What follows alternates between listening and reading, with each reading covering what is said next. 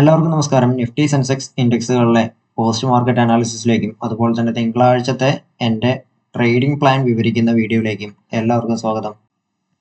Nifty വെള്ളിയാഴ്ച ഒരു ചെറിയൊരു ഗ്യാപ് ഡൗൺ ഓപ്പണിംഗ് ആയിരുന്നു. ചെറിയൊരു ഗ്യാപ് ഡൗൺ ഓപ്പണിംഗ് തന്നിട്ട്, അതായത് ക്ലോസ് ആയത് ഏകദേശം 23,240 ക്ലോസ് ആയിട്ട് 23,215 ഏകദേശം 35 പോയിന്റ് ഗ്യാപ് ഡൗൺ ആയിട്ട് ഓപ്പണിങ്ങിൽ തന്നെ പ്ലാൻ ഇങ്ങനെയാണ്.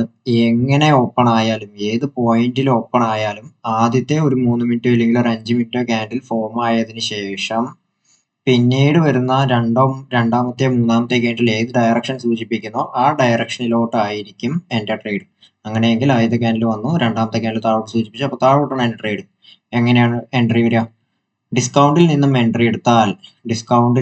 എൻട്രി എടുത്താൽ അതുവരെ ക്രിയേറ്റ് ചെയ്തിട്ടുള്ള ലോ ആയിരിക്കും ആദ്യത്തെ ടാർഗറ്റ്. പിന്നീടുള്ള ലെവലുകളെല്ലാം ടാർഗറ്റുകളായിട്ട് ആക്ട് ചെയ്യും. അപ്പോൾ രാവിലെ തന്നെ ഈ ഒരു ലെവൽ വെച്ചിട്ട് നമുക്ക് ട്രേഡ് ചെയ്യുകയാണെങ്കിൽ രാവിലെ തന്നെ നമുക്ക് നല്ലൊരു പുട്ട് ഓപ്ഷൻ്റെ എൻട്രി, സൂപ്പർ ആയിട്ടുള്ളൊരു എൻട്രി വന്നിട്ടുണ്ടായിരുന്നു. അതിൽ നിന്ന് തന്നെ അത്യാവശ്യം നല്ലൊരു ലാഭം എടുക്കാൻ സാധിക്കുമായിരുന്നു. ഏത് ലെവലിൻ്റെ അടുത്ത് നിന്നാണോ ഒരു റിജക്ഷൻ ക്യാൻഡിൽ വരുന്നത് അവിടെ നിന്ന് ഞാൻ പുട്ട് ഓപ്ഷൻ എക്സിറ്റ് ചെയ്യും.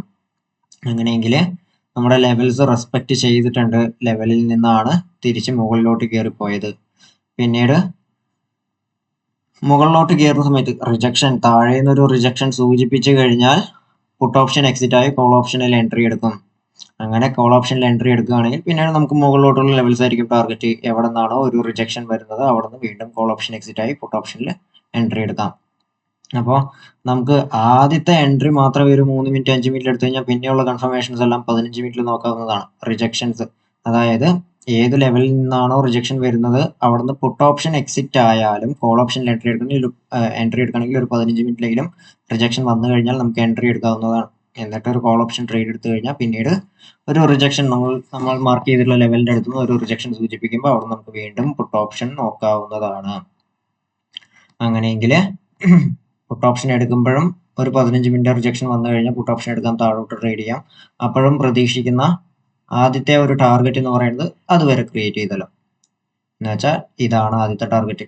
പ്രൈസ് ഒന്ന് കൺസോളിഡേറ്റ് ആയിട്ടാണ് താഴോട്ട് വന്നത്.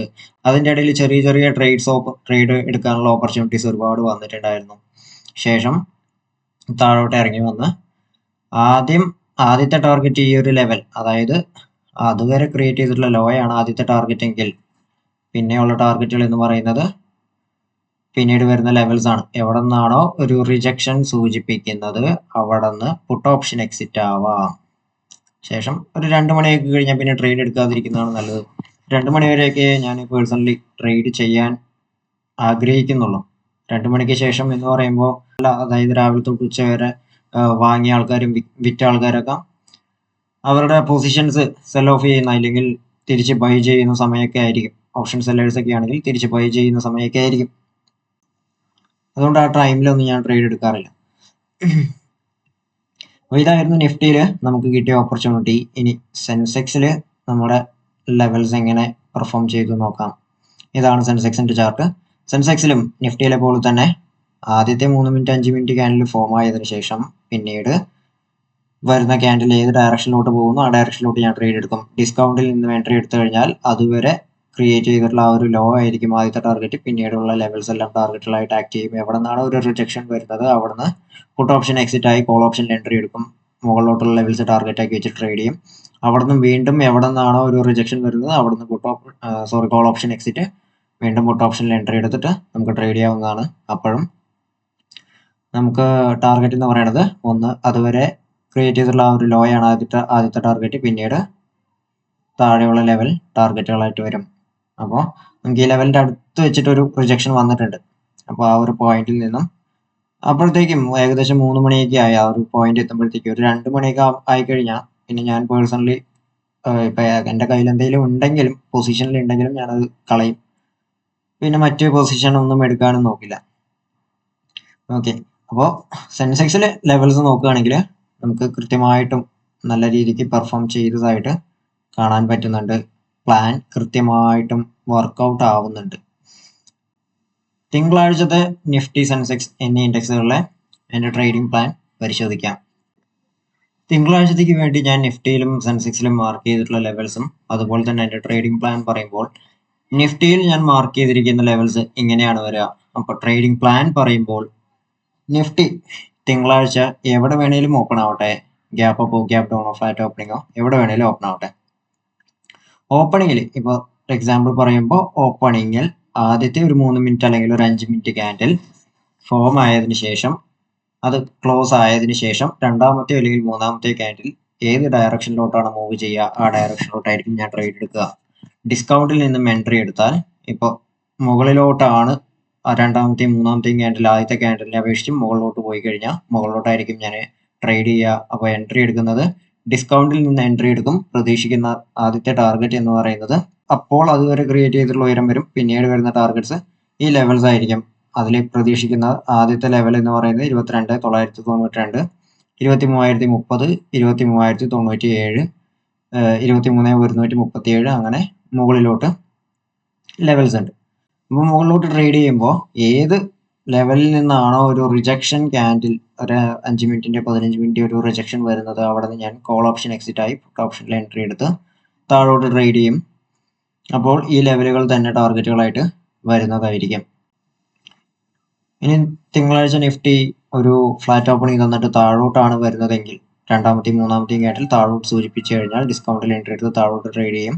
പ്രതീക്ഷിക്കുന്ന ആദ്യത്തെ ടാർഗറ്റ് അപ്പോൾ അതുവരെ ക്രിയേറ്റ് ചെയ്തിട്ടുള്ള ഒരു ലോ ആയിരിക്കും ആദ്യത്തെ ടാർഗറ്റ്. പിന്നീട് 22,840, 22,807, 22,769 എന്നീ ലെവലുകൾ ടാർഗറ്റുകളായിട്ട് വരും. 22,714 പ്രധാനപ്പെട്ടൊരു ടാർഗറ്റ് ആയിട്ട് വരും. ഈ 714, 688 എന്ന് പറയുന്ന ലെവൽ പ്രധാനപ്പെട്ടൊരു ടാർഗറ്റുകളായിട്ട് വരും.